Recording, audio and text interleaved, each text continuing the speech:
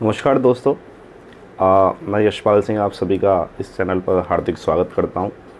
जैसा कि हम चर्चा कर रहे थे, मेटल में हम फिजिकल प्रॉपर्टीज़ को लेके बात कर चुके थे, यानी भौतिक गुण।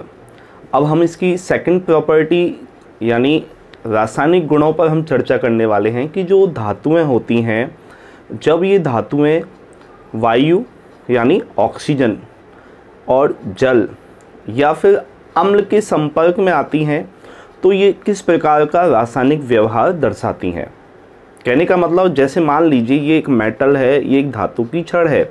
जब ये पानी के कांटेक्ट में आए या वायु का मतलब ऑक्सीजन से है और अम्ल के कांटेक्ट में आए तो ये इन तीनों से क्रिया करके क्या नया रासायनिक यौगिक बनाएगी, यानी कि क्या नया एक पदार्थ बनाएगी, ठीक है, या फिर अपना रासायनिक व्यवहार किस प्रकार से दर्शाएगी। तो यहाँ पर हमें ये समझना है, क्योंकि पिछली बार एनटीपीसी में यहाँ से भी क्वेश्चन पूछा जा चुका है। तो देखिए, हम चर्चा कर रहे हैं धातुओं की रासायनिक गुण यानी केमिकल प्रॉपर्टीज को लेकर। मैंने लिखा है कि धातुएं वायु, जल और अम्ल से, वायु का मतलब आपको यहाँ ऑक्सीजन लेना है, जल या अम्ल से अभिक्रिया करके रासायनिक यौगिक यानी केमिकल कंपाउंड बनाती हैं। अब इसमें हमने फर्स्ट पॉइंट लिखा है, हमने मेटल का मतलब धातु की रिएक्शन किसके साथ में करवाई है, ऑक्सीजन यानी एयर के साथ में। आपने देखा होगा जब आयरन जो होता है ये एयर या वाटर के कांटेक्ट में रहता है तो इस पर एक ब्राउन कलर की लेयर भी बन जाती है, जिसे हम आगे चर्चा करने वाले हैं। तो जब मेटल ऑक्सीजन से क्रिया करती है या रासायनिक अभिक्रिया करती है तो मेटल ऑक्साइड का निर्माण करती है, तो मेटल ऑक्साइड बनाएगी। अब मेटल मान लीजिए यहाँ पर मैग्नीशियम है, तो मैग्नीशियम जब ऑक्सीजन से क्रिया करेगा तो क्या बन जाएगा, यहाँ हमने लिखा है मेटल ऑक्साइड। बड़ा ही आसान है, देखिए मेटल का मतलब कौन सी धातु है, तो यहाँ हमने मैग्नीशियम लिया है तो बन जाएगा मैग्नीशियम ऑक्साइड। वैसे ही आप देखिए हमने कॉपर लिया है, कॉपर भी क्या है, मेटल है। जब कॉपर की रिएक्शन ऑक्सीजन से करवाते हैं तो क्या बनेगा, मेटल ऑक्साइड। तो यहाँ पर क्या नाम हो जाएगा इसका, कॉपर ऑक्साइड। और आपको पता होना चाहिए जितने भी मेटल ऑक्साइड होते हैं ये नेचर यानी प्रकृति में कैसे होते हैं, क्षारीय होते हैं। बहुत ही अच्छा क्वेश्चन है।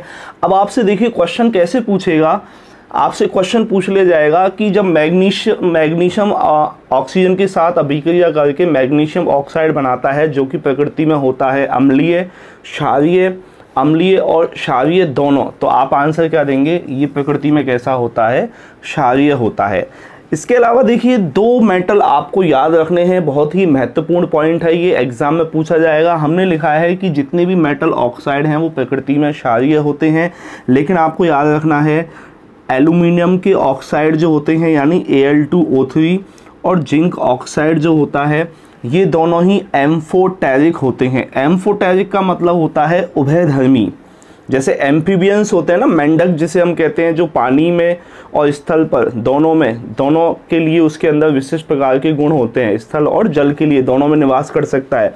तो वैसे ही एम्फोटेरिक का मतलब ये है कि ये एसिड यानी अम्ल, बेस यानी क्षार, दोनों से ही अभिक्रिया कर सकते हैं या दोनों के अलग अलग समय पर अलग अलग यानी दोनों प्रकार के रासायनिक व्यवहार दर्शाते हैं। तो ये कहलाते हैं एम्फोटेरिक यानी उभयधर्मी। बहुत अच्छा पॉइंट है, ठीक है। अगला पॉइंट देखिए, अगला पॉइंट, अब देखिए कुछ धातुएं जो कि वायु से यानी ऑक्सीजन, कार्बन डाइऑक्साइड से, सल्फर से, इन सभी से क्रिया करके क्या बनाती हैं, ये भी एग्जाम में यहाँ से क्वेश्चन पूछ लिया जाता है। देखिए मैंने फर्स्ट पॉइंट में लिखा हुआ है, कौन सा मेटल लिखा हुआ है, एल्यूमिनियम।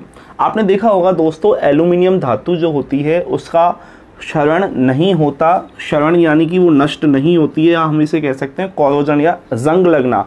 आम भाषा में आप इसे क्या कह देते हैं, जंग लगना। और आप जानते हैं जंग लगने पर चीज़ें खराब होती हैं। देखिए ज़्यादातर जो धातुएं होती हैं वो क्या होती हैं, वायु से, जल से, अम्ल से, गैसों से, जो वायुमंडल में विभिन्न प्रकार की गैसें होती हैं इनसे रिएक्शन करके क्या होने लगती हैं, उनका क्षरण होने लगता है, वो नष्ट होने लगती है, मतलब वो खराब होने लगती है, जिसे हम कहते हैं कोरोजन होना यानी संक्षारण होना।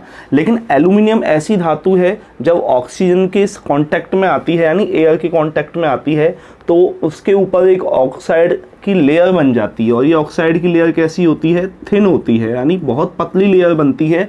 और ये जो पतली लेयर होती है यही इसकी सुरक्षा का काम करती है, जिसे हम कहते हैं प्रोटेक्टिंग लेयर। कहने का मतलब है एल्यूमिनियम धातु पर जंग नहीं लगता। क्यों नहीं लगता, तो आप क्या आंसर देंगे, क्योंकि इसके ऊपर ऑक्साइड की एक परत बनती है जिसे हम कहेंगे एल्यूमिनियम ऑक्साइड। ठीक है दोस्तों, इसे आप याद रखें, अच्छा पॉइंट है। तो एल्यूमिनियम धातु का क्षरण नहीं होता, बल्कि इसके ऊपर एल्यूमिनियम ऑक्साइड या ऑक्साइड की जो परत बनती है वही इसकी क्या करती है, सुरक्षा करती है। वैसे ही देखिए दोस्तों, आयरन जो होता है, आयरन एयर से, और इस एयर कैसी है, नम वाली है, यानी इसके अंदर क्या है, जल है।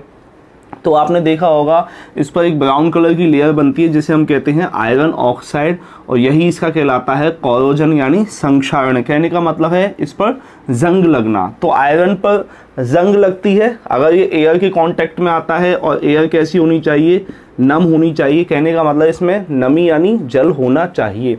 इसके अलावा देखें आप, सल्फर के कांटेक्ट में यदि सिल्वर आती है, सिल्वर सल्फर के कांटेक्ट में आकर के सिल्वर सल्फाइड की एक ब्लैक कलर की लेयर बना देती है, यानी चांदी कैसी होती है, काली पड़ जाती है।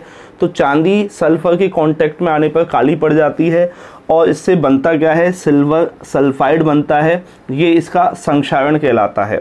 वैसे ही आप याद रखें, कॉपर के बर्तन आपने देखे होंगे, या पीतल, क्योंकि पीतल जो होता है वो कॉपर से बना होता है। पीतल यानी कि जो कि एक मिश्र धातु है। मिश्र धातु का मतलब जो दो या दो से अधिक धातुओं से मिलकर के बनी होती हैं। तो आपने देखा होगा पीतल यानी कॉपर की जो बर्तन होते हैं या कॉपर की बनी जो चीज़ें होती हैं, वो कुछ समय पश्चात उन पर एक ग्रीन कलर की एक महीन परत बनने लगती है। तो ये जो ग्रीन कलर की लेयर बनी है, ये क्यों बनी है, क्योंकि वायुमंडल में जो कार्बन डाइऑक्साइड है, इससे ये क्रिया अभिक्रिया करती हैं, और कॉपर कार्बोनेट की क्या बना देती हैं, एक ग्रीन कलर की लेयर बना देती हैं। ये इसका क्या कहलाता है, ये इसका संक्षारण कहलाता है। तो मैंने यहाँ पर कुछ धातुएं लिखी हैं। वे धातुएं जैसे आयरन जब वायु के संपर्क में आएगी तो इसका संक्षारण होगा, सिल्वर जब सल्फर के संपर्क में आएगी तो भी इसका संक्षारण होगा, वैसे ही कॉपर CO2 यानी कार्बन डाइऑक्साइड के संपर्क में आएगी तो भी इसका क्या होगा, संक्षारण होगा। लेकिन आपको एल्यूमिनियम याद रखना है, स्टार लगा देता हूं, और एक आयरन। ये 2 पॉइंट बहुत ही महत्वपूर्ण है जो एग्जाम में यहाँ से क्वेश्चन हमेशा आपसे पूछ। तो देखिए यहाँ पर अब हमने कुछ धातुएं लिखी हैं, जैसे सोडियम है, पोटेशियम है और लिथियम है। अक्सर आपने सोडियम को लेके क्वेश्चन देखा होगा एग्जाम में, लेकिन आप याद रखें सोडियम, पोटेशियम और लिथियम 3 धातु आपको याद रखनी है जो वाटर यानी जल के साथ में तेजी से क्या करती हैं, तेजी से अभिक्रिया करती हैं, और अभिक्रिया करके क्या बनाती हैं, मेटल के हाइड्रोक्साइड बनाती हैं। जैसे आप देखें, हमने यहाँ लिखा हुआ है पोटेशियम। जब पोटेशियम जल के साथ में रिएक्शन करेगी तो पोटेशियम हाइड्रोक्साइड बनेगा, और इसके साथ में कौन सी गैस रिलीज होगी यानी मुक्त होगी वायुमंडल में, तो आप कहेंगे हाइड्रोजन गैस। और हाइड्रोजन गैस अत्यधिक ज्वलनशील यानी हाईली इन्फ्लामेबल होती है। यानी अगर ये कांटेक्ट में आए, अत्यधिक ज्वलनशील गैस होती है, और जो कि क्या करती है, विस्फोट करती है। वैसे ही देखिए सोडियम जो होती है, सोडियम भी जल से अभिक्रिया करके सोडियम का हाइड्रोक्साइड बनाती है, और अत्यधिक ज्वलनशील गैस कौन सी बनाती है, हाइड्रोजन। आपने कई बार पढ़ा होगा, ऐसा एग्जाम में क्वेश्चन भी आता है कि गुब्बारों में कौन सी गैस भरी जाती है, तो हाइड्रोजन गैस लिखा हुआ होता है, और आजकल कई किताबों में हीलियम भी मिलेगा। लेकिन याद रखें दोस्तों, आजकल हीलियम गैस को भरा जाता है क्योंकि हाइड्रोजन अत्यधिक ज्वलनशील है। हालांकि दोनों ही हल्की गैसें होती हैं, लेकिन इनमें ज़्यादा सेफ कौन सी है, हीलियम गैस है, इसलिए आजकल हीलियम गैस को भरा जाता है। वैसे ही आप देखिए लिथियम भी जब वाटर से क्रिया करती है तो लिथियम ऑक्साइड हाइड्रोक्साइड बनाती है। लिथियम क्या बनाएगी, लिथियम हाइड्रोक्साइड। तो लिथियम हाइड्रोक्साइड बनाने के बाद में कौन सी गैस मुक्त कर देती है, हाइड्रोजन गैस। अब यही कारण है कि आप सोडियम और पोटेशियम जैसी मेटल को आप वायु में खुला नहीं छोड़ सकते, क्योंकि वायु में अगर नमी है मतलब जल है तो क्या करेगी, हाइड्रोजन गैस बनाएगी और आग पकड़ लेगी। इसलिए हम क्या करते हैं, पोटेशियम और सोडियम को केरोसिन में डुबोकर रखते हैं। केरोसिन यानी मिट्टी के तेल में इन्हें डुबोकर रखा जाता है। क्यों रखा जाता है, क्योंकि इनका कांटेक्ट जल से या हम कहें नम वायु से तोड़ने के लिए जब इन्हें केरोसिन के अंदर डुबोकर रखा जाता है तो इनका नम वायु से यानी इनका हाइड्रोजन और ऑक्सीजन से कांटेक्ट टूट जाता है, जिसके कारण ये हाइड्रोजन गैस नहीं बना पाती हैं, यानी कि ये सुरक्षित रहती हैं। ठीक है, तो ये भी पॉइंट आप याद रखें, बहुत ही अच्छा पॉइंट है।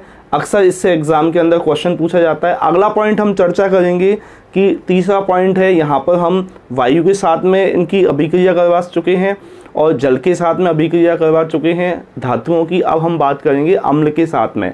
तो अम्ल के साथ में जब धातु क्रिया करती हैं तो क्या बनाती हैं ये भी। तो यहाँ देखिए जो धातुएं होती हैं, एक ही पॉइंट याद रखें, लास्ट पॉइंट है, धातुएं अम्ल यानी एसिड के साथ अभिक्रिया करके यानी रिएक्शन करके अभिक्रिया करके हाइड्रोजन गैस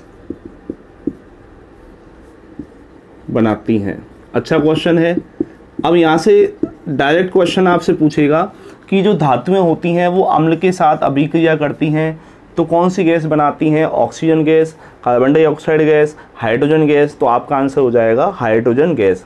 अगला जो टॉपिक है यहाँ पर हमें ये चर्चा करना है कि जो विभिन्न प्रकार की धातुएं होती हैं, इन धातुओं का वायु के साथ में, वायु का मतलब ऑक्सीजन से लेना है, जल के साथ में और अम्ल के साथ में क्रियाशीलता का जो क्रम है, रिएक्टिविटी ऑर्डर की हम बात कर रहे हैं। फिर से सुने, जो धातुएं हैं इन धातुओं का वायु के साथ में, जल के साथ में और अम्ल के साथ में क्रियाशीलता का क्रम क्या है। पिछली बार एनटीपीसी में भी यहाँ से क्वेश्चन पूछा गया था, तो ये क्रम आपको याद रखना है। ठीक है, तो देखिए क्रम कैसे याद रखेंगे, इसकी बड़ी मज़ेदार ट्रिक है जो आपको याद रखनी है, मैं बोर्ड पर लिख रहा हूँ। तो देखिए जैसा कि हम पढ़ रहे थे कि धातु वायु से, जल से और अम्ल के साथ में क्या करती हैं? अभिक्रिया करती हैं। तो हमने इनका डिक्रीजिंग ऑर्डर देखा है, रिएक्टिविटी का डिक्रीजिंग ऑर्डर ऑफ रिएक्टिविटी, यानी कि अभिक्रियाशीलता का घटता हुआ क्रम। किसके साथ में याद रखना है आपको? वायु के साथ में, जल के साथ में और अम्ल के साथ में। तो ये सीरीज आपको याद रखनी है। जब हम ऊपर से नीचे आते हैं तो ऊपर से नीचे आने पर ये इनकी जो क्रियाशीलता है या अभिक्रिया जो है वायु, जल और अम्ल के साथ में, वो क्या हो रही है? कम हो रही है। आप टॉप पर देखें, टॉप पर कौन सी मेटल है? पोटेशियम है, यानी सोडियम से भी पहले नाम आता है पोटेशियम का, विशेष तौर पर ध्यान रखें। और ऐसा अगर क्वेश्चन पूछा जाए, देखिए क्वेश्चन कितना अच्छे तरीके से आपसे पूछा जाएगा कि निम्न में से वह कौन सी धातु है जो वायु, जल और अम्ल के साथ में तेजी से अभिक्रिया करेगी। अब ऑप्शन में क्या करेगा वो आपके लिए? पोटेशियम भी देगा, सोडियम भी देगा आपके लिए, ठीक है, मैग्नीशियम भी डाल देगा और इसमें गोल्ड, ऑरम यानी गोल्ड भी लिख देगा। अब आपको याद रखना है ये पोटेशियम, सोडियम और मैग्नीशियम तीनों ही अभिक्रिया करती हैं, लेकिन तेजी से कौन सी करेगी, यानी सबसे पहले कौन सी करेगी, ये है क्वेश्चन।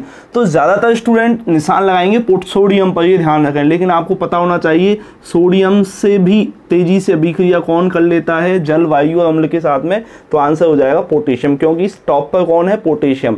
तो ये सबसे पहले अभिक्रिया करेगा, उसके बाद सोडियम करेगा, उससे धीमे कैल्शियम करेगा, इससे धीमे मैग्नीशियम करेगा। तो इस प्रकार देखें लगातार धीरे धीरे नीचे आने पर लास्ट में आप देखेंगे हाइड्रोजन के नीचे वाले जो मेटल हैं, खासकर इसमें भी आपको याद रखना है कि Ag और Au, Ag और Au का मतलब यहाँ पर है Ag यानी कि सिल्वर और Au यानी गोल्ड। दो मेटल ऐसे हैं विशेष तौर पर जो कि वायु, जल और अम्ल के साथ में अभिक्रिया बहुत ही धीमी गति से करते हैं। इतना धीमा करते हैं कि इन्हें कई वर्ष लग जाते हैं। आपने देखा होगा कि गोल्ड के बने जो ऑर्नामेंट्स होते हैं, आभूषण जो होते हैं, इनकी चमक फीकी जल्दी से नहीं पड़ती है, कई वर्षों में जाकर के पड़ती है। लेकिन आयरन को देखें आप, ठीक है, ये बड़ी आप देखें ब्राउन कलर की लेयर बन जाती है। वैसे ही सोडियम और पोटेशियम तो ऐसे हैं कि नम वायु में खुला छोड़ने पर ही क्या करते हैं? आग पकड़ लेते हैं या चिंगारियां दिखाई देती हैं आपको। तो कहने का मतलब ये सब किसकी वजह से होता है? ये इनकी रिएक्टिविटी, या हम कहें ये तेजी से क्या कर लेती हैं? रिएक्शन कर लेती हैं।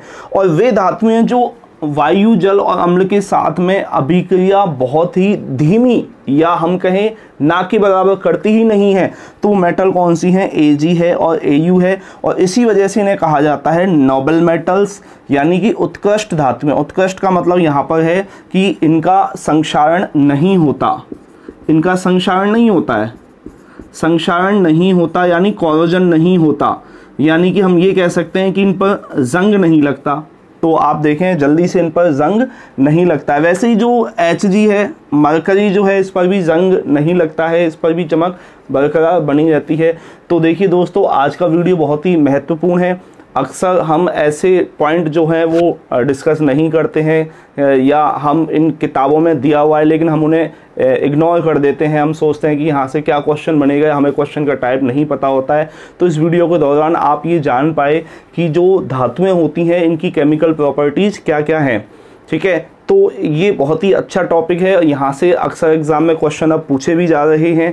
तो इस वीडियो को आप ध्यान से देखें, ज़्यादा से ज़्यादा वीडियो को लाइक करें, शेयर करें और जो भी आपके फ्रेंड हैं उनको भी बताएं। अब हम एक क्वेश्चन सीरीज और स्टार्ट करने वाले हैं जो एग्ज़ाम पॉइंट ऑफ व्यू से काफ़ी इंपॉर्टेंट क्वेश्चन होने वाले हैं। धन्यवाद।